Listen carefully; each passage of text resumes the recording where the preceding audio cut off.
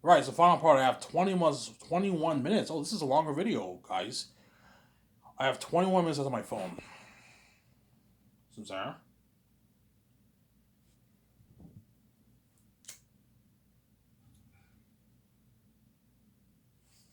You think P will ask for money? Guaranteed he will. He knows the kind of money I want to make off Zanus.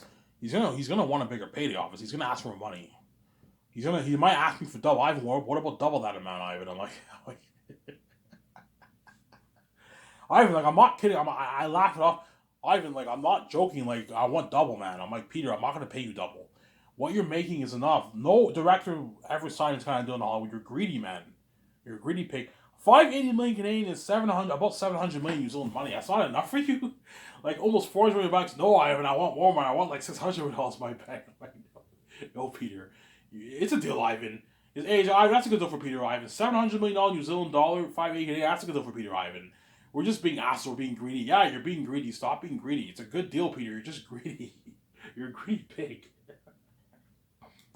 Listen to the Ivan. It's fine. This is way more than enough money. I'm making shit out of money. This is not why I make Lord of the Rings. I'm just greedy, Ivan. Yeah, you're being greedy, Peter. Stop.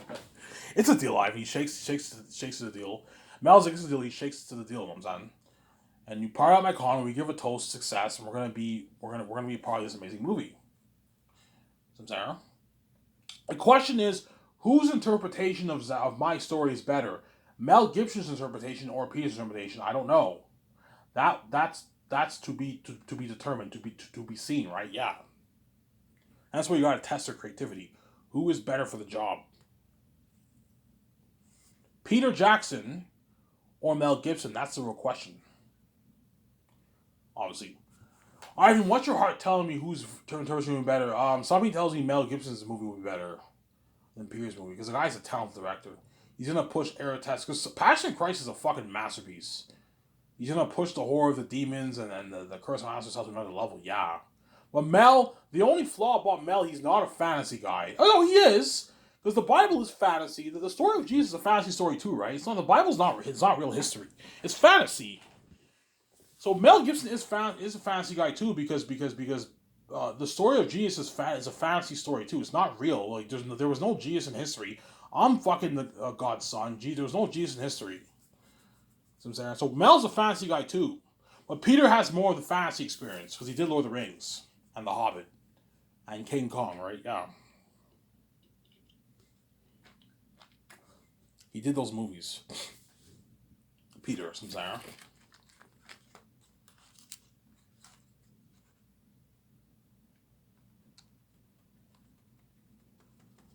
yeah. Well, my heart also tells me Peter's movie will be better too. Because if he can do what he did for Lord of the Rings 30 plus years ago, man, come on board and direct my movie, Peter.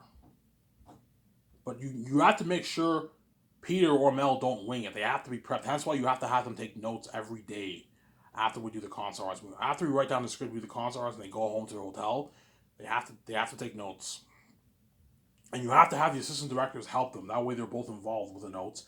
Study your notes carefully as much as you can. That way, you're prepped for each scene. You're not lost. The last thing you want to happen is have your directors be lost in the scenes, man. That's why you gotta study your notes. Study your notes, Peter. Study your notes, Mel. I know. Listen to me because I'm the boss and I'm paid. I paid them a 10 mil bonus, so listen to me, obviously. But now the boss. I'm the boss over them now. Yeah, I'm fucking boss now. Yeah. Will you be a mean boss, Ivan? No, I'm not that kind of guy. I'm not gonna treat them the way the Coco Fruity manager treats me sometimes when he yells at me on. So I'm never gonna treat him like that. I'm gonna be very respectful. But I'm still even though I'm respectful, don't take advantage of me. I'm still the boss over you, man. I'm the boss, man. VJ will be the boss too. But somebody tells me VJ will be a bit more meaner than me. Sometimes she might. I don't know. The secretaries are giving VJ a hard time. VJ's like, excuse me. So don't forget, I'm the one paying your salary. VJ, like, you're gonna see how boss VJ is. Yeah, VJ's the boss over the secretaries. Yeah, VJ's the boss too. She's the boss. Me and her are the boss of the company. We're the owners of the company. Yeah, the Sky Social Entertainment Company. We're the owners. But what's cool about me and VJ owning Sky is we're the CEOs, but at the same time we're also the stars of our movie. And that's why you have the symbolism of Batman and all that stuff. Batman is both Bruce Wayne, billionaire, He owns Wayne Tech. At the same time, he's also Batman. At nighttime, he's Batman. It's similar to me and VJ. Me and VJ were the CEOs of Sky Source. We're also the stars of our movie. We're movie stars. That's the symbolism with Batman and all that stuff. He's Bruce Wayne. At one moment, he's Bruce Wayne, the billionaire owner of Wayne Tech. At the same time, he's also the Batman. Me and VJ are the CEOs of Sky Source. We're also the stars of our movie. It's pretty cool. I find that very, very cool, very unique. I'm saying, yeah, very cool. Yeah. Obviously. So say I choose Peter Jackson. Don't hate Mel Gibson, saying. I talk about Peter more. Peter has to help me make the calls for the main things and help me co-write the script. So 9 to 12 every morning, we co-write the 3 volumes of Zanus. And I'll have Guillermo, Toro, and Fran and two scribbles help us twice a week. And the other 3 days, it was just me and Peter in the room, and we write the script. And they have to help my 17 with the calls. Barry Osborne, Frank, and we'll talk about my 17 with the calls. And at 12 to 1, we eat our lunch. And then 1 to 5, we do consult arts in the other building. We talk about the characters, the demonic characters, the world building, what we want the world to look like, the north, the south, all the lands. The customs, what kind of clothes do the Southerns and Northerns wear? What do the weapons look like? You have to talk about all that. Consoles will be fun, obviously, and John Howland will have to draw a bunch of pictures, obviously. Then once the consoles are done, Peter, every time you go back to your hotel room, your nice hotel suite, get together, get a Molitor, and take your notes for what we wrote down that day. So if we write 3 pages, 4 pages every day, you take notes for those 4 pages. Please, Peter, take notes for everything we write down every day. I don't want you behind. The last thing you want to do is write the whole script and have Peter take notes and he has to go over the whole script. That's too stressing. You're looking at like a 500-page script. That's too stressing for Peter. So to take the stress off him, take the notes every day. That way, by the time the script is done, obviously, Peter can what? Peter's now, he already now took all his notes. And now he can just go over his notes. You're more than welcome to edit your notes if you want. Go over some of your notes and edit a few things if you want to make some changes. But make sure you go over your notes, Peter. Samsara. Make sure you go over your notes. It's very important. I don't want you winging like you do for the hobby. You need to be prepped. Yeah, I was just saying, yes, Peter. Like, Peter, I'm not kidding around, man. If you fuck up my movie, man, I'm going to be very, very pissed off. You know what I'm saying? I'm paying you a lot of money. $700 million in New Zealand dollar, 580 Canadian, 700 million New Zealand dollar. Work hard and listen to me. I need you taking your notes, Peter. Seriously, Peter. Zayas is my baby. I don't want this story. I don't worry about it. I won't ruin your story. Peter, seriously. You know what I'm saying? Because in the book, when you read the book, obviously, Michael Lynn and Bob Shea had a party at their $11 million mansion, and Peter and all the stars were invited to the party, obviously. When you read the book, I think it was Michael Lynn. He cried. He pulled Peter aside. He cried. He's like, Peter. He's like, seriously. He's like, I need this. I don't want this movie to fail. I need this. And Peter's like, don't worry about it. I'll make a good movie for you. Yeah, and Peter pulled it off. Lord of the Rings was a masterpiece, and they made like each of the movies made $1 billion. The execs were happy with Peter. I'm gonna pull Peter aside. Peter, please. I'm not gonna cry, obviously, but I'm like, Peter, please. I need this. I need you prepped. I want this movie to be even better than my book. I don't want you ruining my story. Please, Peter, take your notes. I paid you 10 million, your 10 million bonus. I'm paying you a lot of money. Please listen to me. Take your notes. I'm not going to yell at you. I'm not going to be an asshole boss. Just please take your notes, Peter, and listen to me. I know you can take advantage of me. Please take your notes every day, Ivan. I will. I promise. Ivan, don't worry about it. I'm going to make the best movie possible for you, Ivan. I'm going to work harder for you than I did for Bob Shea and Michael Lynn 30 years ago, Ivan. Fuck New Line. They gave me a shittier budget. They paid me less money. I work much harder for you. You gave me my freedom. You give me all these nice perks. I'm going to work hard for you, Ivan. Don't worry about it. And he makes a kick-ass movie, Peter. He makes an amazing movie. Even better than Lord of the Rings. Yeah. Zane's is even better than Lord of the Rings. Yeah, he makes an amazing movie. He's in the zone directing. He makes an amazing movie, Peter. Yeah. And I'll help him out, too. All the ideas I have, I'll let him know about it. That way you can help him out if you want. I'll tell Peter, I recommend you go watch clips of Prince of Egypt when the Egyptians, when the Hebrews exited Egypt. I'm thinking something like that for the Exodus of Sapphias. And that way, Peter, you give Peter ideas with torches. Yeah, Ivan, thank you. In the mountains with torches. I'm like, yeah, Peter. Holy shit, you're creative. Look at an amazing movie for that. Yeah, like Prince of Egypt, Ivan. I'm like, yeah. Ivan, thank you. Gave me some ideas. Yeah, you helped him out a little bit. I'll let him do his thing, but I'll help him out if I have some ideas. Help Mel out too. Show him the Prince of Egypt, because that way you give them ideas. I'm saying? Yeah. Obviously. And Fridays afternoon, we do business calls once a week. So once a week, me and VJ Peter do business calls for the main things. And 4 days a week, we do consults in the afternoon. So me and Peter and VJ have to make the calls for the Virgin Lake Hotel. We have to rent that luxury hotel for the 2-day party and red carpet event. Obviously, we have to rent like 12 IMAX cameras, the best film IMAX cameras. Film ones, Peter, not digital, film ones. Where we get Lord of the Rings look, not the Hobbit look. And we get the best equipment for the cameras, lighting equipment, sound equipment, drones, all that stuff. We get the best visual effects technology software for the editing team, for the VFX artist team, for the sound department team, and the other departments. There's other departments, but I don't know the names. The best computer to render the special effects. We can rent a good like 50 of them. 50 like high-end computers that can render all the special effects, obviously. Because if you want your movie to get edited faster, you gotta rent a bunch of computers. Like maybe 40 of them, 30 of them, to render all the special effects. Yeah. My company will blow out of the water. Yeah.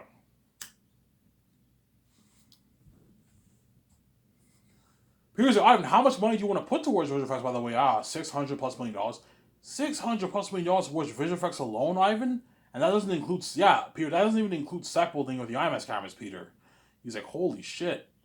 Like, you're giving me an unlimited budget, Ivan. Like, Ivan, like, we can do, like, unheard of things with this kind of money, Ivan. Lord of the Rings, I was limited. Like, Ivan, I only put, like, $30 million towards visual effects for Lord of the Rings.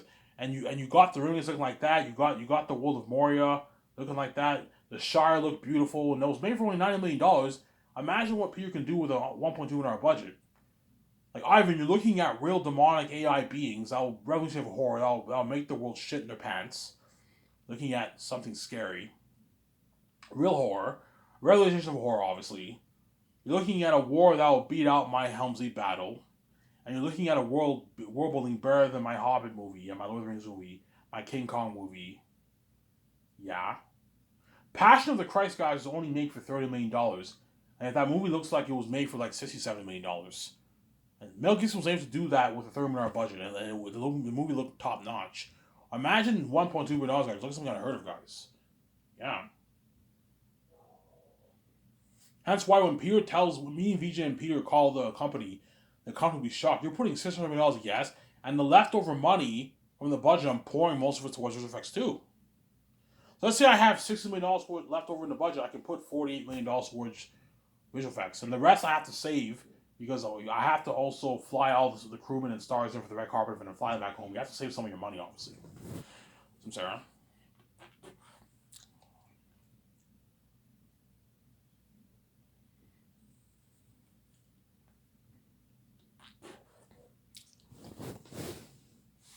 Yeah. Then Peter has helped me the calls for the costumes, armor, and weapons, and the masks. The machines for creating the masks and costumes for the demonic characters. Because I don't want full-on motion capture CGI Eritad. No, Peter. Otherwise, it'll look a bit cheesy. It'll look amazing, but it'll look a bit cheesy. You know how Thanos looked very amazing, but he looked a bit cheesy because it's all CGI? I don't want all CGI Eritad.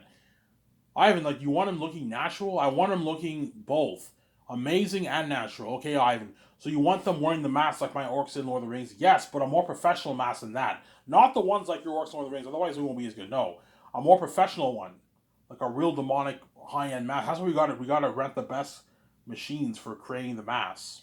You have people who on a computer, they design the mask based on the console arts, and then the machine reads the information. It prints the structure, the layout of the mask, and the people they construct the mask. Professional mask. The actors wear the mask. They also have to construct the costumes for like that would be an animal, something like that. Some Sarah? Yeah. Some Sarah? I just hope my company will blow out of the water. People will be like, oh, Ivan, man, your company blows out of the water, man. Like, you gave me an unlimited budget. We can do whatever we want with this. We can do, like, unheard of things with this kind of money, Ivan. Yeah.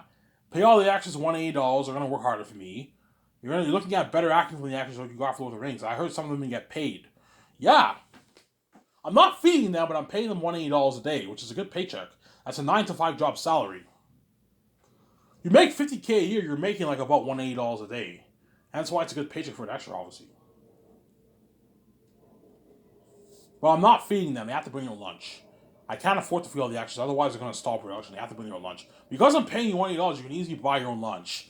I'm paying you a lot of money. You can buy your own lunch. I'm hating. I'm saying, yeah. Obviously.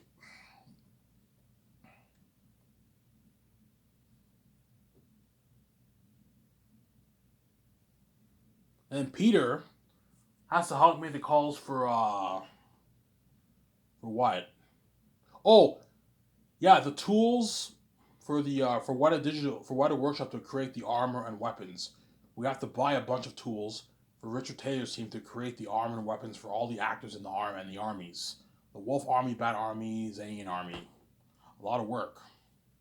How much can you pull off in 2 years, guys? Ivan, we can make maybe 15,000. Okay, make 15,000, and the rest I'll just call a company. I'll buy a bunch of armor for the extras. They can wear the armor, and then the visual effects team can just edit out the armor and make it look similar to the custom made ones. You can do that because we can easily fix that in post production. Yeah, we can fix it in post production, obviously.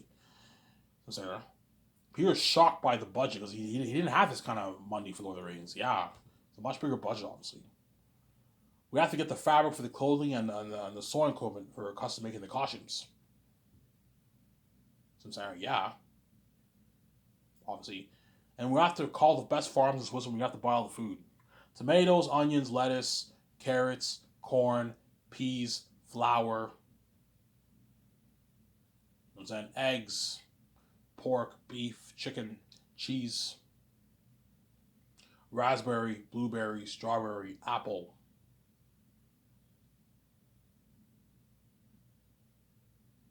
You know what I'm saying? Yeah. Bread from the farms. Yeah. The hamburger bread I'm also gonna get from the farms too.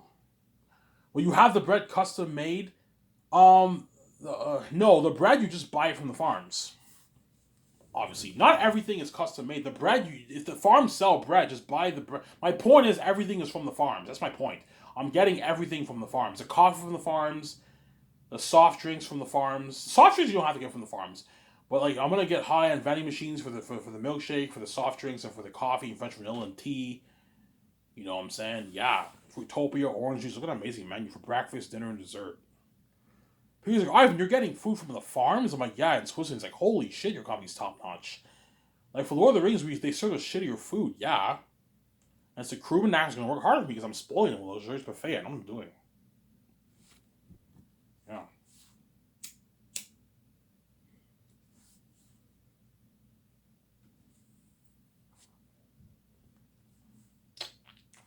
So, I know what I'm doing, man. Man. And we have to rent kitchen equipment where the chefs are going to cook the food for the casting crew. Eric Chong needs a good environment. People don't have the chefs make food in trailers. Stop being cheap. Because Peter, he wants all the money going towards the movie. I'm like, Ivan, like, the food's not even that important. Just have them make food in trailers. I'm like, no, I'm not going to do what you did for Lord of the Rings. Have professional kitchen appliances and equipment. A professional kitchen. A nice stove, nice fridge, nice blenders, nice knives, nice spoons, nice plates. You know what I'm saying? A nice oven where the chefs make the food. Yeah, you have to have a good environment for Eric Chong and his two chefs, obviously. And the other two chefs. Sometimes. Yeah.